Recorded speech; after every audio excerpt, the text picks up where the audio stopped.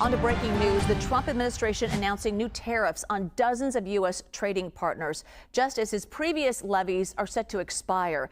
The administration is accusing countries of failing to crack down on forced labor.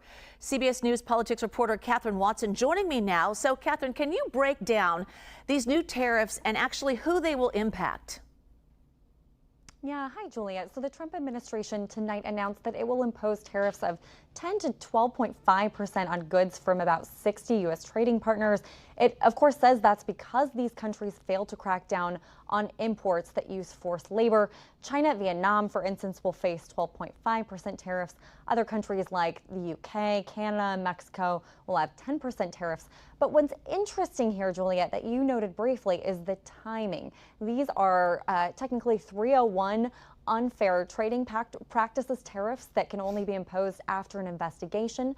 The U.S. Trade Representative Jameson Greer says that investigation has wrapped up. The Trump administration announced these new tariffs the same day that temporary tariffs have been set to expire. And those temporary tariffs the Trump administration put in place only after a Supreme Court ruling earlier this year knocked out some other tariffs that the Trump administration had imposed. So just as those tariffs expire, these new ones will be implemented. But Juliet, Trump has called himself the tariff king. He says it's one of its favorite words. He is going to find a way to impose tariffs if he can.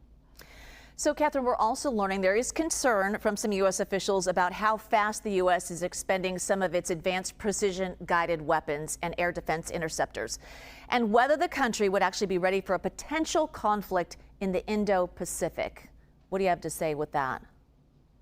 So this is reporting from my fantastic colleague, Jennifer Jacobs, to shout out to her.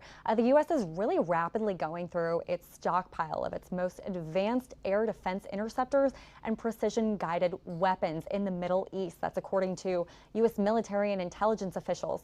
Sources told CBS News the U.S. just simply can't sustain the rate at which it has been expending these precision munitions against Iran. And that has become a real point of tension inside the Trump administration.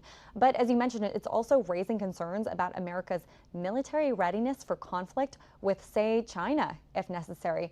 And look, this isn't something that just the Trump administration is aware of or aware about internally. When I talk to defense experts from both the U.S. and from Europe, it's a big concern that they have too. Juliet?